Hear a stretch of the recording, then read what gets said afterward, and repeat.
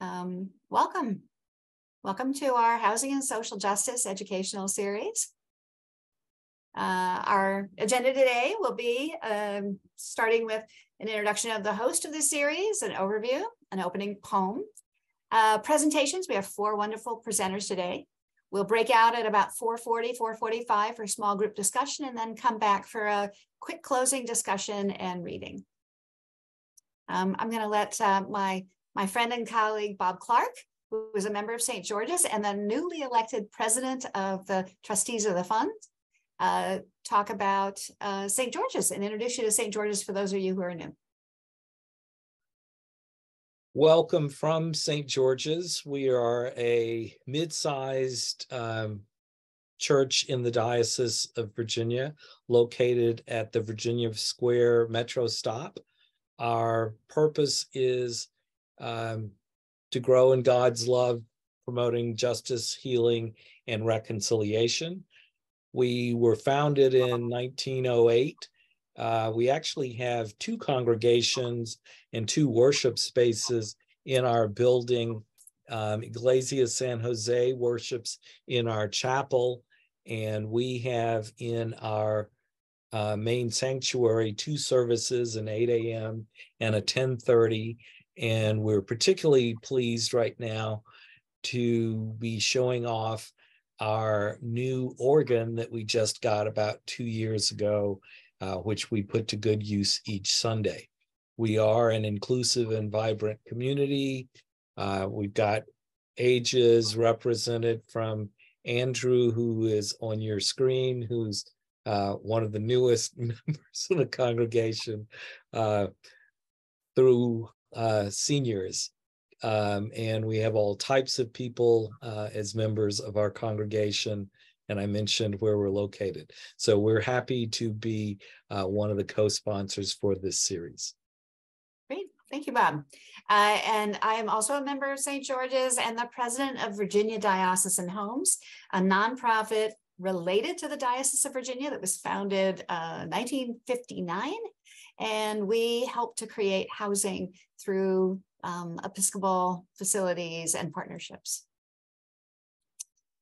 And this is class number 4 out of 7, seniors and persons with disabilities and their housing issues today. We have another 3 classes coming up. We're going to skip a class for Easter just to remind everyone. So do come next week, but we'll skip the week after. And we want to start with, get us in the spirit of thinking about our social justice with a poem. Bob? Found this poem from Bertolt Brecht. Thought it was particularly appropriate for our purpose. I hear that in New York, at the corner of 26th Street and Broadway, a man stands every evening during the winter months and gets beds for the homeless there by appealing to passers-by. It won't change the world. It won't improve relations among men. It will not shorten the age of exploitation, but a few men have a bed for the night. For a night, the wind is kept from them. The snow meant for them falls on the roadway. Don't put down the book on reading this, man. A few people have a bed for the night. For a night, the wind is kept from them. The snow meant for them falls on the roadway. But it won't change the world. It won't improve relations among men. It will not shorten the age of exploitation. Thank you. Thank you, Bob. What we all hope for, to be people of faith, caring for each other. I just had this one quick slide because this data point just blew my mind. There's going to be 7.6 million extremely cost-burdened senior households in 2035, almost double what there were in 2015. So think about that. We're going to double the number of extremely cost-burdened senior households in a decade from here. And today, 45% of seniors 65 plus have no retirement savings. So well, us baby boomers, speaking for myself, are really changing this landscape. It's what some people call a silver tsunami. So to that point, our first two speakers are actually, we have four wonderful speakers today. Our first two speakers are talking about the senior tsunami and what's being done about it in this community. Marta Hill Gray is the executive director of Culpeper Garden, a really wonderful nonprofit that does assisted living and independent living in Arlington. And Erica Wood is on the advisory council of the Mary Marshall facility, which has been developed by Arlington County. And after we hear about seniors, we're going to pivot to talk about persons with disabilities and their housing challenges. Although, as I've been told by our speakers, there's overlap. A lot of seniors have disabilities as well. And Paula Mannion is executive director of Our Stomping Ground. We're really delighted to have her today. And Tomas Saucedo, a member of St. George's Church, to talk about his experiences as a parent. So with that, I'll let Marta dive in. Great. Thank you, Nina, and thank you for having me today. I don't know how many of you know about Culpeper Garden, but we are in Arlington, and we are, they call it affordable, but I find that that's a very pleasant way of saying that the only real qualification that you need to get into Culpeper Garden is to be over 62 and to be poor enough, basically. And we chose this little quote that, you know, decent, affordable housing should be a basic right for everybody in this country. Without stable shelter, everything falls apart. And you can see some of my vibrant residents. We really try to keep it going at Culpeper Garden. It's a remarkable place. So just to give you some more information, we are the largest affordable housing for people over 62. And the only affordable community that includes assisted living, and I'll touch on the miracle of that later. Something that I'm very proud of is in 1926, Dr. Charles Culpeper, who is a botanist, bought the property that we are now housed upon. Thus, his legacy is also our name. In 1964, the Reverend Minister at the Unitarian Church of Arlington challenged the congregation to develop a project for housing for older people. So even back then, it was a concern. And Dr. Culpeper responded to the challenge and sold his land at below market price to the church. The county sued him. The neighbors sued him. No one wanted us there. So I have great respect for him to hold his line, and we will be ever grateful to the Unitarian Church for founding Culpeper Garden and setting us up. We still have a relationship, but they do not fund us, or they are not really affiliated in any way other than our legacy. So today we have 346 apartments. We have 273 independent living. And then the rent base range is based on 30% of adjusted gross income.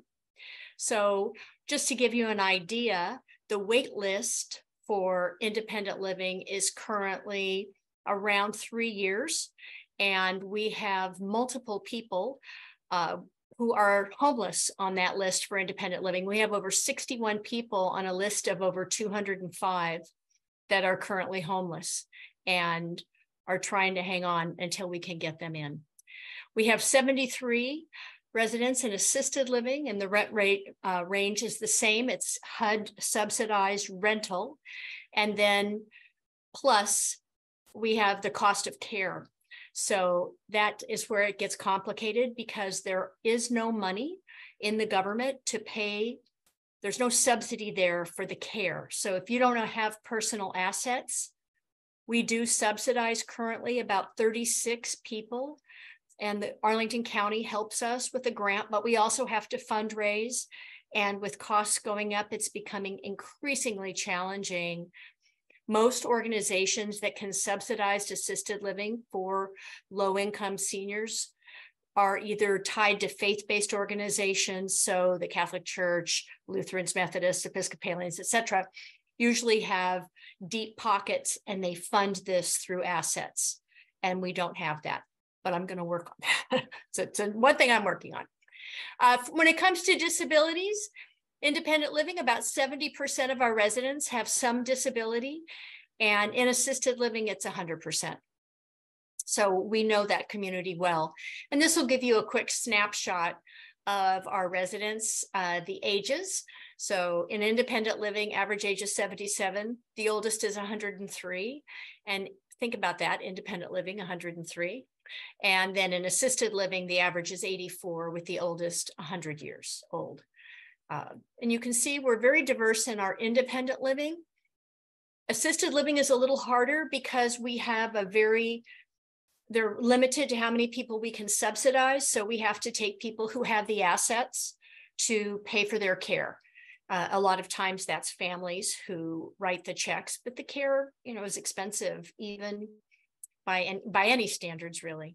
So that gives you an idea of the wait list. Can you just go back quick? I just want to show the wait list because so for an efficiency, it's 18 to 24 months for a 1-bedroom, 36 to 42 months. And then private pay, you can get in 3 to 6 months. And then with a subsidy for assisted living, 4 to 5 years. So what I want you to know is there are a lot of people who just never even get on that list because they know they won't live long enough.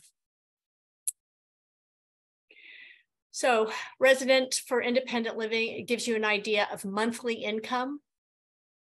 So 71% make $1,778 or less, and 30% make between $1,789 and $2,500. So we're talking extremely low income. And then assisted living residents who have required and receive an annual subsidy. It's an average of $20,000. And if you compare that to the cost of a semi-private nursing home room, it's $98,000. So I would like to think the government would catch on and realize that we are the best thing going, but it's going to be a slow shift, I fear. And we have healthcare partners. One of the things that's pretty remarkable is we have medical dermatology. We have podiatrists who come and help the residents with their feet. The Fenwick Foundation, all through COVID, has brought in free dental care for our residents, many of whom haven't had their teeth cleaned in 25 years, cavities, all kinds. It's just miraculous. And then we have nursing through home health care agencies, physical therapy, the free clinic. So we provide a lot of services that our residents couldn't get any other way. And a lot of that care comes to us, so they don't have to worry about getting there because transportation is a huge problem. And then those are our other community partners. We're very fortunate to have a strong volunteer base. One of the things, AFAC is a big partner. And now with the food, we called them food stamps in my day, but it's called SNAP benefits. Those have been reduced. So we're worried about food insecurity for our residents because a lot of them don't have much money for food. So that's a big one for us, is the food bank. And there's my buddy Linda sitting on her bench that we dedicated to her. She was the executive director before I took over, and my colleague Jasmine.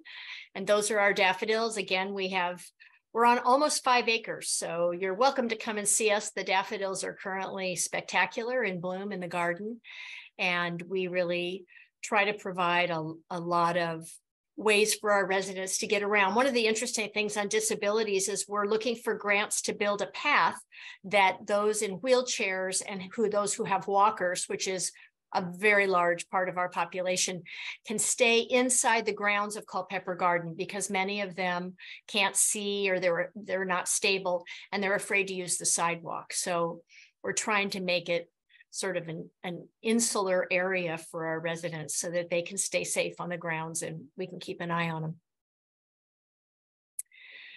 So one of my personal goals is to get a lot of media. I'm on the board of Leading Age Virginia, to rattle my saber and say, we need to be recognized and replicated as a national leader in this, because this isn't just Virginia. This is nationwide, that this population of the silver tsunami, the baby boomers, and soon to be the next generations behind us, need places to live that are affordable, and they need care, and nursing homes are not going to be the answer. So I'm hoping that we can be a beacon out in the world to show that affordable housing does make a difference, and it's just not, it's not workable to rely on nursing homes. There are a lot of people in nursing homes that end up there that don't need to be there. They do not need that level of care. They need a community.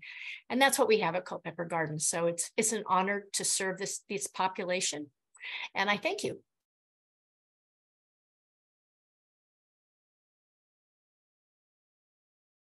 Great. Thank you so much, Marta. And I love your, ending with Groucho Marx. Yeah, little light touch, because I'm usually not Mary Sunshine when I talk about this. So I thought I better give you a little smile at the end. Culpeper is a great asset for our community, and I love that, a great model.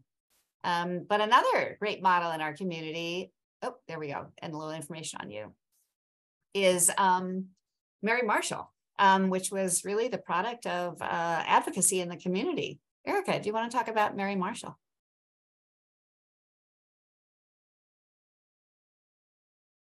Did we lose Mary? Erica?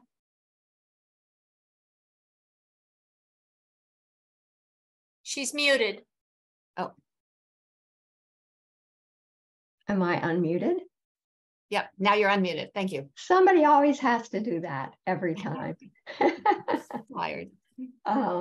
Anyway, I was saying that I'm a big fan of Culpeper Garden, and so I thank Marta for that presentation. I am on the Housing Committee of the Arlington Commission on Aging, and also on the Commission's Age-Friendly Task Force, and I've been involved in the development of Arlington's age-friendly plan. If you didn't know we had an age-friendly plan, it is up on the website of the Arlington Commission on Aging, and I urge you to go and take a look at it. With this talk about silver tsunami and so on, it's really an important plan for the county to have. So what I want to do is to quickly give you an overview, sort of a big picture of age-friendly housing and housing challenges in Arlington, and then I'll spend the rest of the time on Mary Marshall. But I wanted to sort of put it in context. So in 2018, Arlington became the 250th community to be a member of the AARP age-friendly network. Now, guess what? There's over 700 communities in the US that are part of the age-friendly network, with a goal of making the community more age-friendly. In Arlington's case, we are age-friendly, but we want to be even more age-friendly, and we want to be livable for people of all ages. So if you make the community livable for people of all ages, you are inherently making it more livable and more age-friendly for older people. And the plan is built around, the housing part of the plan is built around the twin principles of affordability and accessibility. So in Arlington, just to give you the framework, 66% of older adults own their own home and 34% rent. Some 20% of homeowners and some 65% of renters are housing cost burdened, meaning that they spend over 30% of their income on housing. Think of that, 65% of renters. And this is despite Arlington's housing affordability programs, like we have a real estate tax relief program for people age 65 plus. We have county housing grants for people age 65 plus, and we have access to the federal housing choice vouchers. So it's not as if we don't have programs, but we have a lot of challenges. Let's see, let me try to move on here. Most older adults, Arlington, want to age in place. Most people do, but with rising costs and rising care needs, they worry about whether they'll be able to do so. And we just had a community-wide community engaging forum put on by the Commission on Aging. And that was a big part of what people said. I like being in Arlington. I want to stay here, but you know what? I worry about whether we'll have the funds to do so. But it's not only affordability, it's accessibility. So every day here in Arlington, single family homes and multifamily units are being built so that older people and people with disabilities cannot easily get into them and can't get around in them. It's very difficult to find a zero-step entrance in Arlington. Think about that. But with a greater level of awareness, more homes could be designed up front that would include universal design features. And the developers of multifamily buildings would try to ensure that these features are part of the design up front. That's what the plan is all about. But if these features are not built in up front, there are some home modification programs to help. And I think they need greater awareness too. They're kind of like hidden treasures. Who knew about the Livable Homes tax credit? It's there, but it's not enough. So one important component of housing affordability in Arlington is assisted living affordability. And you can go to the next slide.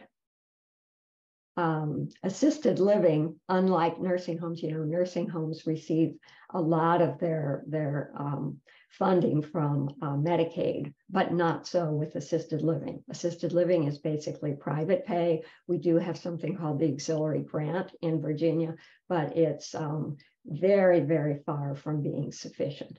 So Mary Marshall is truly a gem in Arlington County, just as Culpeper Garden is.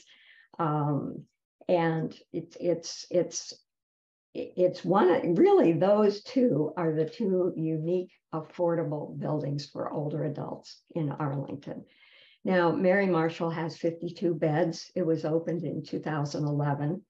It offers assisted living care and services for adults who, number one, have serious mental illness and or intellectual or developmental disabilities, and most of them have a range of chronic conditions. And number two, they're age 55 and older. They have cognitive disabilities and special needs. Number three, they qualify as low income, so the maximum annual gross income level of an individual at Culpeper Garden at Mary Marshall is just a little over 37,000. So you can see that it's quite low. Many of them are on SSI. And then the fourth qualification is that they need assisted living, the assisted living level of care. So we're not talking here about independent living, but rather those who need assistance with the activities of daily living and need here's a list of the services at Mary Marshall, and you can see that it has private rooms and baths and provides 3 meals a day, as well as assistance with activities of daily living. But there are also some services that are unique to the population there. So they have a consulting neuropsychologist who comes in, and that's for groups and for individuals. Each resident has a county case manager, which is really a good thing for those populations. They have a ton of daily resident-centered activities, very much like Culpeper Garden in this way. There are a lot of local trips. They provide transportation assistance. They have 2 vans. There is, of course, nursing services and medication administration, medication management, healthcare monitoring. But there are also things like it's sort of made for activities, outdoor patios, lounges, the library, the computer room, and so on. If you get a chance to take a tour of Mary Marshall, you should do so, because you'll see what it's small. Again, only 52 beds. But that makes it kind of a cozy home-like setting for those individuals who are lucky to be there. Here you see the staffing at Mary Marshall. It's pretty straightforward, but it's a good ratio of resident to staff to resident ratio. There's an LPN on duty 24/7, and there are a lot of volunteers that come in and provide all kinds of services at Mary Marshall. So you can go to the next slide. So you're probably wondering, how did all this happen? How did all this come together, and how is it all supported? Well, it's really a partnership between Volunteers of America and Arlington County. Mary Marshall is licensed as a Virginia assisted living facility by the Department of Social Services.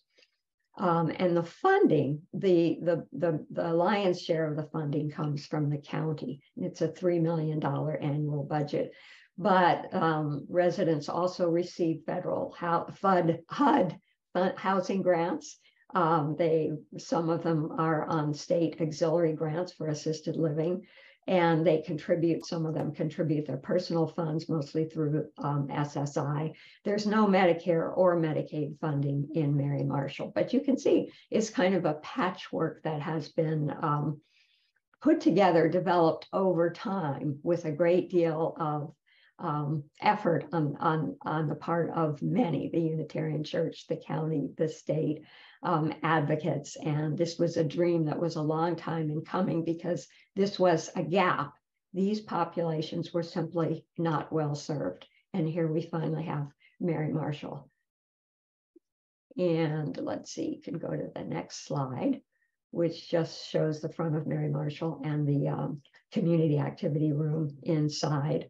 But it is truly a gem that is a model for other jurisdictions. It hosts many representatives of other jurisdictions who don't have anything for these populations and see it as kind of a mini miracle that this would have been put together.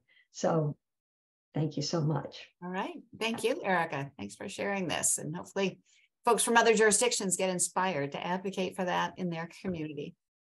I'm very excited to introduce again Paula Mannion, Executive Director of Our Stomping Ground. Paula. Thank you, Nina, and thank you, Marta and Erica. I've had the chance to go to Culpeper Gardens early on in our organization, and so I saw what a wonderful organization that is. And Mary Marshall sounds incredible. I have to say, we need more of those kind of grassroots meets government organizations to tackle this issue. So as Nina said, I'm actually the founder and the chair and the acting executive director. We are finally 4 years in going to hire an executive director, which makes me really excited because we have done amazing things. This is really a group of passionate parents who are worried about what our adults' lives will look like when we are no longer here. And by the way, this disability population is also aging. So we developed this nonprofit. Basically, you see our mission statement here, and we hold true to it. We really are building inclusive communities. You've heard a lot about affordability and accessibility. Well, inclusivity is the third part of that triangle that's really important. And we believe we're strengthening our neighborhoods through these communities and through our diverse programming, sustainable, affordable housing, and these social spaces for people of all abilities.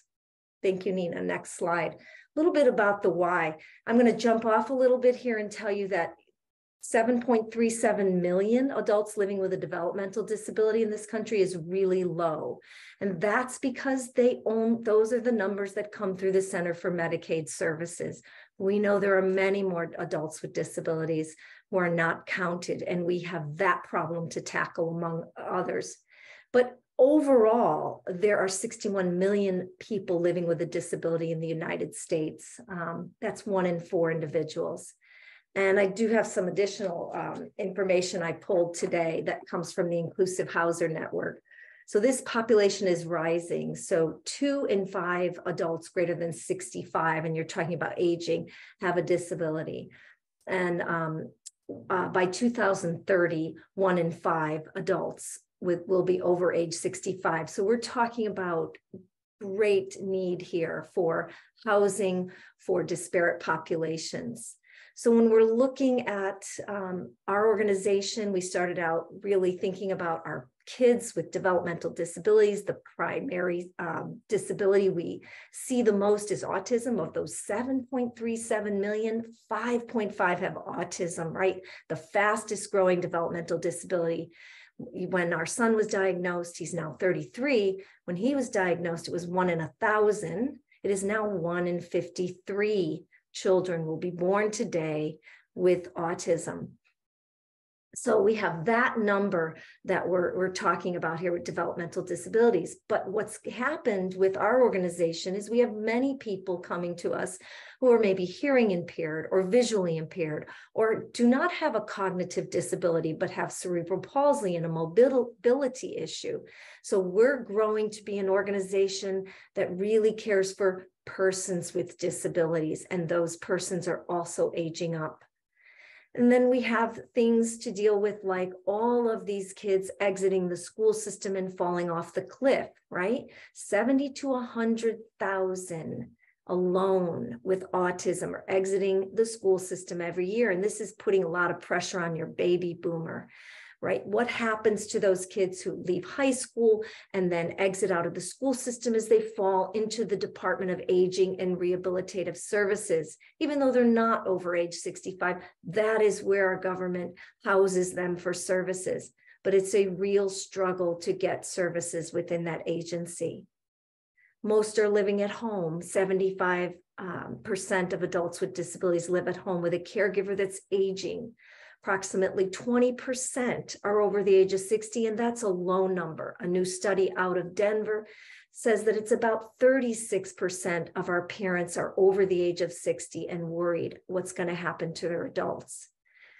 Another sad statistic I like to really mention here, I think we have to think about when we're talking about disability and justice, is that about 500,000 adults living in the who are incarcerated report a developmental disability. Now, to put perspective on that, that's nearly a fourth of the prison population. So that is a very sad statistic. And we know that 62% of adults with disabilities dream of living in their own home, which is why we created our stomping ground. We all deserve our own stomping ground, correct? Yes. Turn the slide, Nina, please. And we're so proud of what we've done, right? We wanted to be one building, like Main Street. They were our inspiration, the Main Street Connect group in Bethesda in Montgomery County. We wanted to be just like them and build our own building and have 25% of the adults living there with a disability and provide that programming with some nice community space and services. But that's really hard. Nina can tell you, I'm sure, finding land, getting low-income housing tax credits, and building a building in Northern Virginia is really difficult. So we pivoted and we met our partners from APA and Wesley and Stratford Capital Group. And we partnered with them for these communities because we now know that we can do a lot more. We can create, just like Mary Marshall needs to be stomped out, so do these communities. The need is just too great to build one building. When Main Street built their one building, 1,000 people applied the first day they opened up. 1,000 people with disabilities. We're not even talking about the 75% of the affordable housing. That is how many. So we know that this is a much better avenue. We're really proud of Gilliam Place, which is our first, we call it our pilot. It has set the tone, and I'm so sorry you didn't get to meet our Donna today.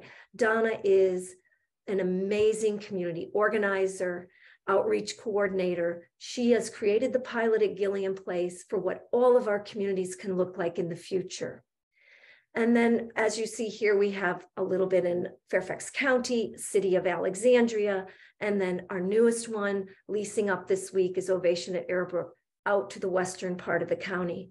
But we have so much work to do because we need to have someone in each of these communities that really looks after our adults. And so that is the model we're striving for. And I won't get into that here, but our adults are some of the poorest. They need deeply affordable housing. We're talking about an average disability social security income of about $1,056 a month. Those are individuals who live at 6% of the area median income. So we have a lot of work to do to help them achieve housing and a life that they deserve. But you can go to the next slide, Nina.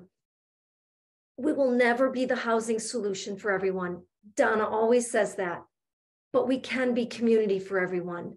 Loneliness is the greatest thing that we grapple with adults with disabilities. And we are solving for loneliness. We truly are. If I told you how many times a day my phone goes off, where all our adults are in what's called WhatsApp group. Raise your hand if you know what WhatsApp is. Okay, so they're all in WhatsApp group. It's something we figured out that they can communicate with each other. And whether they're going to an event or getting together or just communicating happy spring, happy St. Patrick's Day, we are solving for loneliness. So that is such a beautiful thing. So we provide about 80, we're up to actually 100 hours of free programming a month. And we do that by looking to our communities, our libraries, our food distributions. We tutor within the buildings. We find someone who will teach yoga. We partner with universities. We believe that we can do a great deal of what we do with volunteers and partners, but that ultimately we need to be funded, and figuring out that stream of funding is where we're headed to next with where we're going. So this is just a spattering of what we're doing, and each community is really deciding on its own personality. So I'm going to leave you with this. Follow us. There's a lot of you out there. Follow us. And if you can, support us in any way, because we are primarily a volunteer organization, changing, but still will always be a volunteer organization. So I'll leave you with the Hopi Elders prophecy that I love. We are the ones we've been waiting for. I really feel that's very true here. Thank you. Thank you so much, Paula. I love that. We are the ones you've been waiting for. It's a message to all of us who are here on this Zoom class. Our last speaker today, we have about 5 minutes for him, is our own St. Georgian parent, Tomas Saucedo. Elena can spotlight you. Maybe I'll turn off the share for a second. And Tomas, you want to talk a little bit about your experience and journey as a parent? Finding housing for your son, Michael. Oop.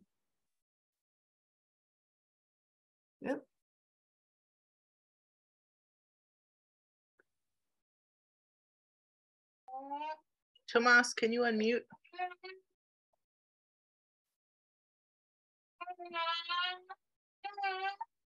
There's no picture of him either. He's up at the top, he's muted, and there's no picture.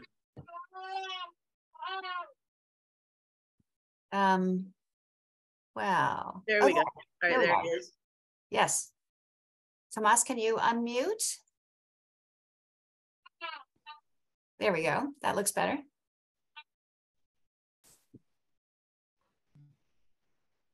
Can we hear from you?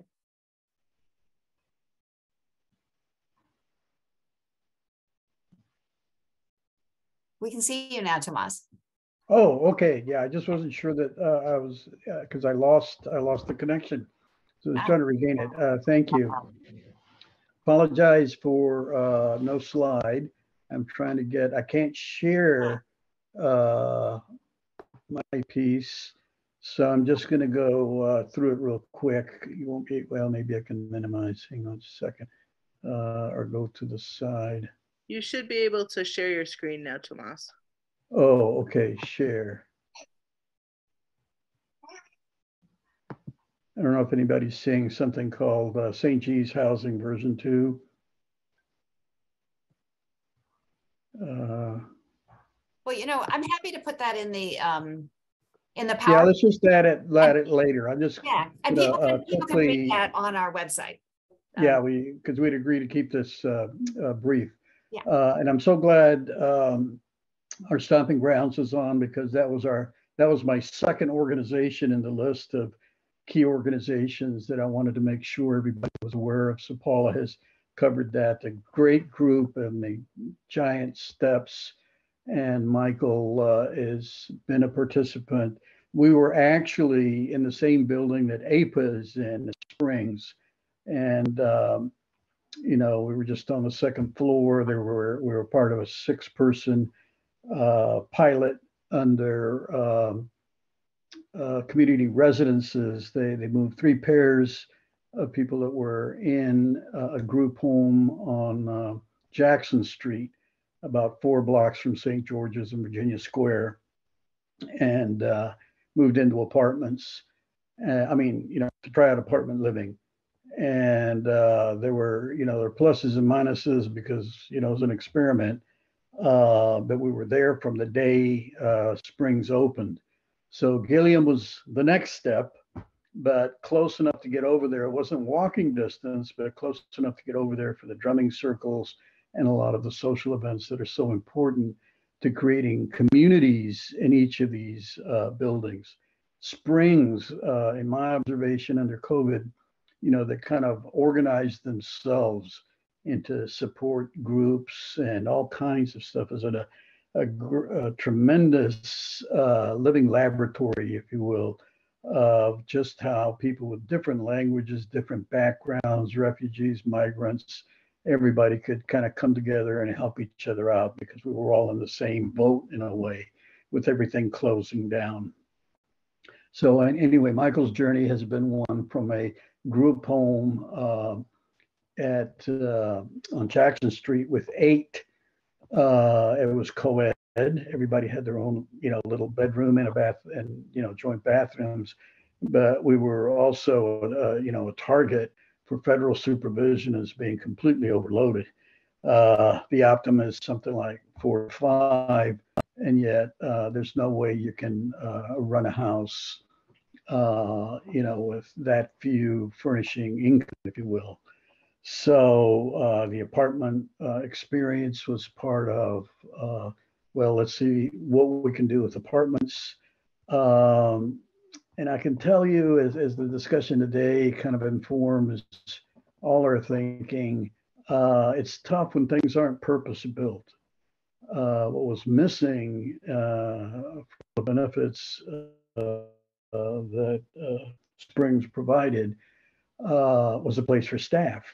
You could have a 2-bedroom apartment, but it's not like a dorm where you have space for proctors, say, or where's the staff go? So you basically have 3 people living full time in kind of a smallish, if you will, 2-bedroom apartment. So that's one of the takeaways is we've got to design to the universal design, something about room for staff.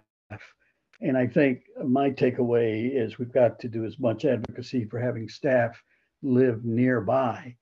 A lot of, there is housing stock in the Buckingham area, which is basically between Springs, the new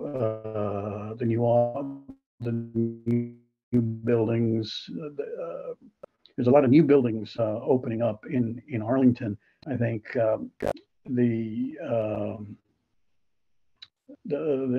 like Queens Court, the Arden, Cadence is the one I'm thinking of, which is behind the Roman Catholic Diocesan Center right on Route 15 Glebe.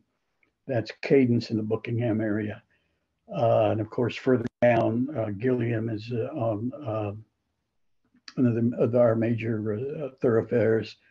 But further out, reaching into Fairfax is Waypoint at Fairlington. And what a lot of places have in common is the church connection here is, there's large parking lots in many of these places, like where Waypoint was built, where you have, if the church is willing, it was a Presbyterian church right across from Fairlington that said, well, let's provide housing. And so that's the backstory to Waypoint. But it's also many activities of the current populations from these buildings, like a Halloween party last year was at, Presbyterian church. So we're used to kind of like going over there and meeting there and et cetera, et cetera. So our stomping ground is a tremendously important group, and I highlighted them in what I wanted to say today. The 4 kind of clusters, I call it the HEHE challenge: housing, education, healthcare, and employment. Because again, as others have mentioned here, you talk about the population. There is you fall off the cliff at age 22. Michael is Paula's son's age, around 33. So you no longer have access to public schooling, but there is a lot to offer in the public schools. They developed over the COVID era a lot of access to online education that's just there to be used. If we can find a way to open it up so that people can go and backfill their education. Michael graduated, at age 22, supposedly. He did have some skills, but there was so little assessment about what he actually knew, and his language skills had yet not blossomed. So he couldn't really advocate for himself. But that's improving thanks to the first organization I have on my list, which is IASC. That's I-ASC.org, based in Herndon. It's basically the International Association for Spelling and Communication. And what this is a network of parents, providers, practitioners that are trying to find the best that can be done with just a letterboard, to help people communicate. And they've had tremendous success, especially as I've seen the group grow. And I just, I've listed them as a website that is just chock full of everything that autistics themselves have generated over the last easily 5 years. They continue training, and as kind of a society, if you will, or a kind of mini union. Yeah. So Tomas, am I reaching my limit? Yeah, I do want to make sure we have time for our breakout group. Yeah. Okay. Well, let me end it there. And It's we'll on something. It's basically the four groups that tackle not only housing but healthcare, which I haven't talked about, and the others. Yeah. So they're there for your reference. We've experienced all of them. And the one I didn't mention was ARC, which is our primary advocacy group. So 4 groups, 4 great examples, and I'm just, thank God, all of that is moving. In a story. All right. Thank you so much. Tomas, it's great to have you here. It's great to have all of our 4 panelists. We want to have a breakout group. Normally we do 10 minutes, but we're running a little late. So Elena will send us all into a breakout group. As soon as you see an invitation, please click on it. And we're just going to go for like 6 minutes today. But a quick opportunity for you to give feedback. Our presenters are going to be scattered among the breakout groups, as well as Bob Clark, Kathy Panville, Eric Fontaine, and I. So hopefully you'll have a few minutes to talk to your fellow folks. Our question we ask you always to think about is, what did you learn today, and what's challenging you, and what's intriguing you about what you're learning from this program.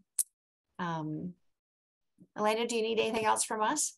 Nope, we're ready when you are. Let's go.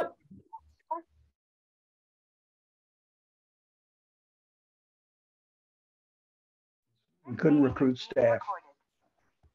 So anyway, a lot of takeaways.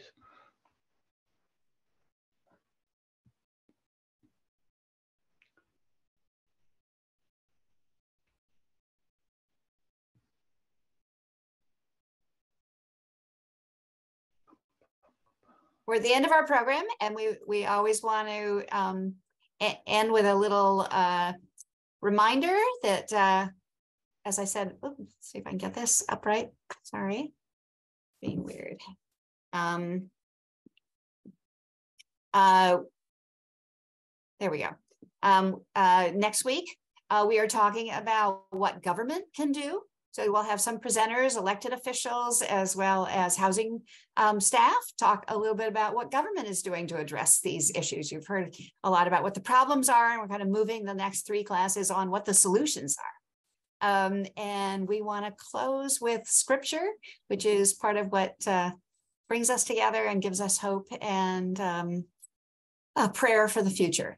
Tomas, do you want to read our closing scripture?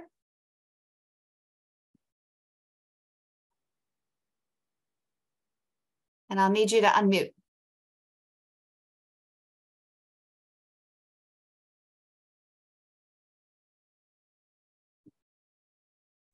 I can't hear him. Yeah, I'm Yeah, sorry. I was pressing the mic and it just said press here, up here, and I didn't see it.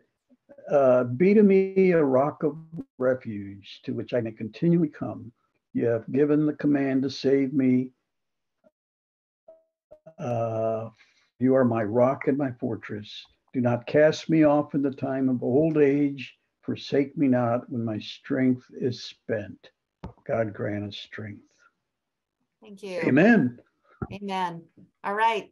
Nice to see you all. Amen. Thank you. I will be attending the next conversation about the government. It's very, very informational. Thank you so much. All right. Well, thank you. Thank you all for attending. Hope Bye, everybody. Thank you. Thank you. See you next Bye. week. Thank you, Paula. All right. And we will post the PowerPoint and the recording. So if you missed anything or want a little bit more information, we'll have more information for you. Thank you. Thank you, you. Nina. Bye. Have a good day, everyone. It's beautiful Bye. out. Bye-bye. Enjoy. Take care. Thank you, Elena. Sure. Thank you, Andrew. All right. See you later. Bye.